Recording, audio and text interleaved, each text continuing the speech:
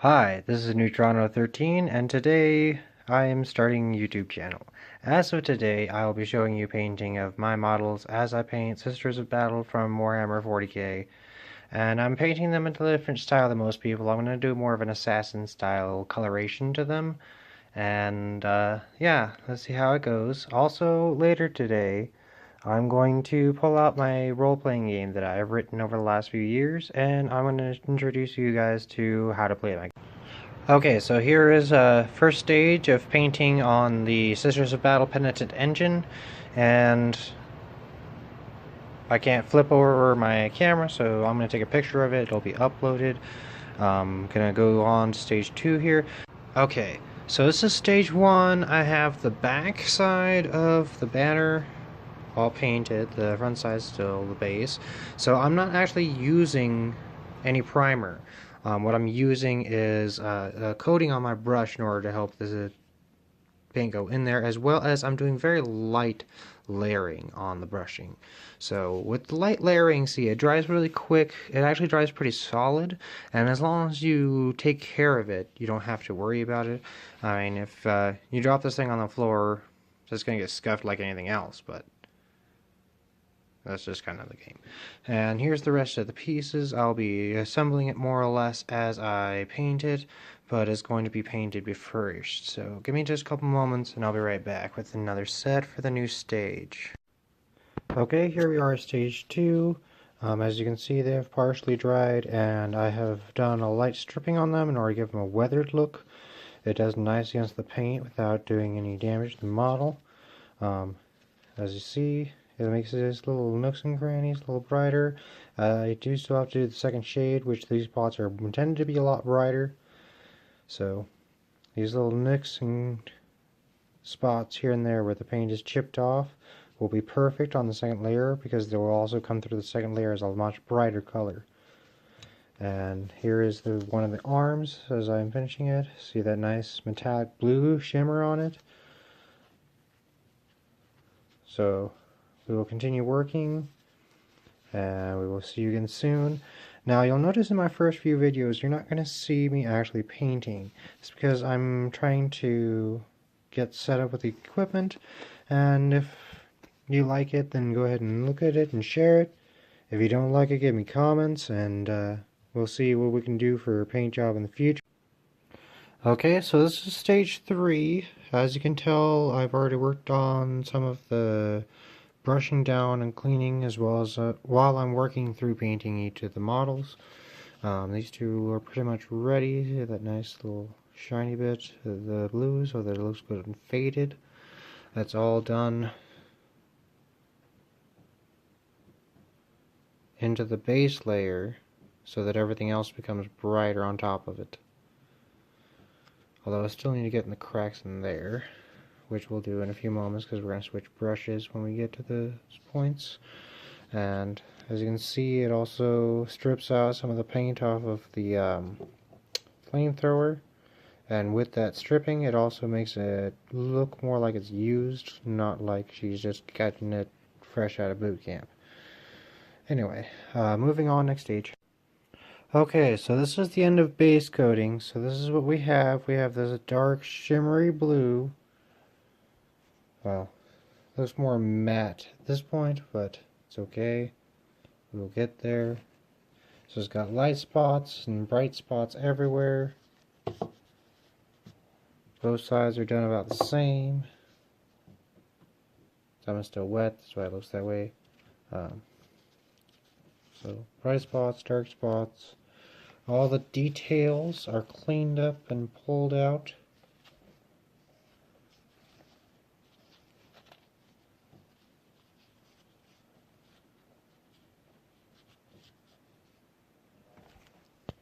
Alright, so we are showing you this. We have all the finished pieces all ready to go for the next layer.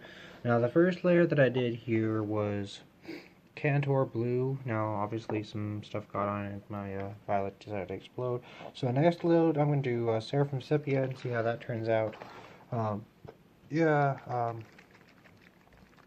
you in a few minutes.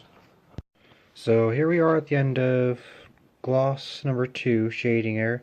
See how the gold really stands out on those little flecks, so looks like she's really made out of high-class metal. And it's just so beautiful how it melts from the silver to the yellow and back, especially against that blue and those little tight spots. Really pulls out the details of all of the hoses and pistons and everything. Makes it a nice bright standout against that blue, which as you can see is starting to sparkle a bit better.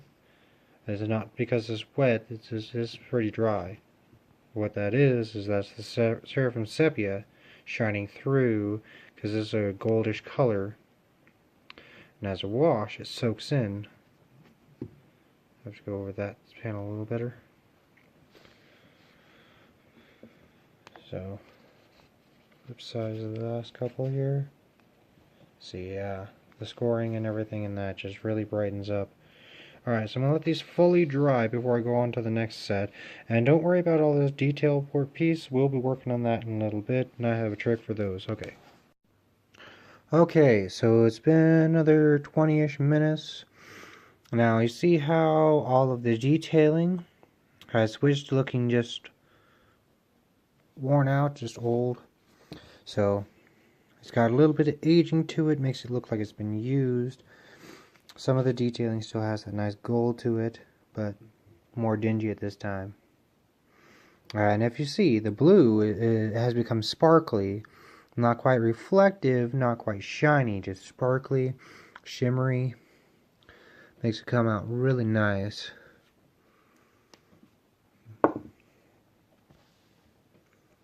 Alright, so now we're going to start on the next layer.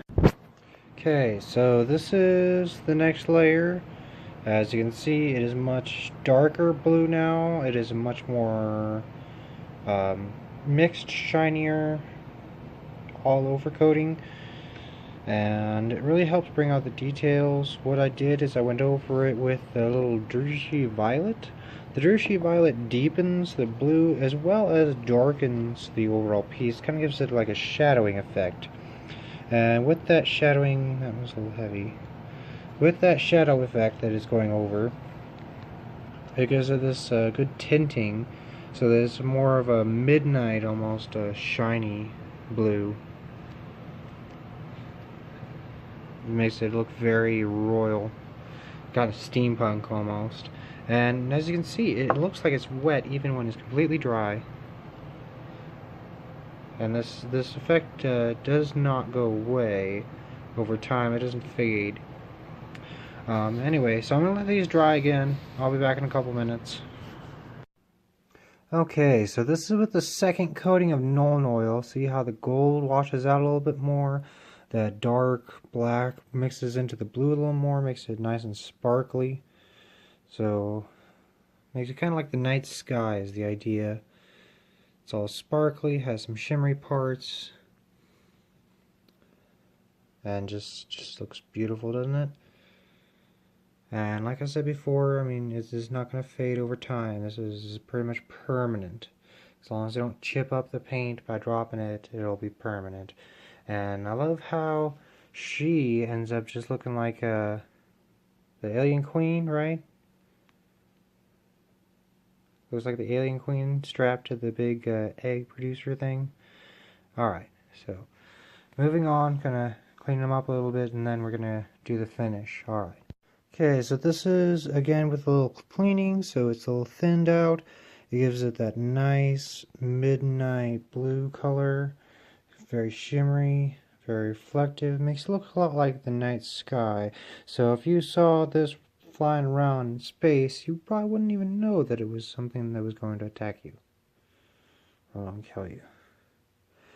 But yeah, they're not designed for space, they're designed for planetary combat, which is just as well. I mean, if it looks like the night sky and it walks up at you in the middle of the night, other than the obnoxious noise the Penitent engine makes, you wouldn't really know that it was a machine. Just look like a... See, that's nice and pretty. Just look like a... I don't know, a shadow, phantom attacking you. So yeah, I gave it that nice midnight blue sheen. Alright, so time to finish her up, and then we're gonna call it a day. Alright, and here's the finished paint job. As you can see, makes all the accents a lovely gold color, or silver with gold, making it look like a really high quality metal. It shimmers beautifully. You like it's wet, but it's completely dry. Almost looks like it's a glass ornament, doesn't it? Yeah, truly beautiful work. Makes it look like stars. And next we're going to start the assembly. It'll be nice and fun. See, look at that. That's just like the pelvic portion. And here is her in all of her glory. Got that big silver streak like she could blast to the face. Looks like she's been in a few battles. Still looks just beautiful though. Beautiful. Looks like a real engine taken care of. Just, yeah, ready to run. Alright. So here's the first stage in gluing everything together. It's stable here on the base. It does have a little bit of room to move for the arcing of the pendulum, but that's okay because once the centerpiece mounts on and then the arms mount on, it'll balance out. For now, that's where I'm going to leave it. I'm going to finish her up in the morning, and just doesn't that look so beautiful in the light. It's shiny, yet shimmery, yet tarnished, yet brand new. It's so sweet. Okay, so here's my finished Penitent engine. As you can see, I left her open so that I can pin her. I don't have the tools right now to do the drill and pin on the base, but I mean, just look at how gorgeous she looks. All that fine blue and the dark blue mixed together really gives her a battle-worn look, but more importantly, makes her look just so beautiful and professional. And this is what I would take into battle every day of the week. So yeah, when I pin her, she's gonna go straight up and down so that she sits like that, and then I'll be able to move her up so that she can actually fit on there the way she's supposed to look. And I do not want that coming at me.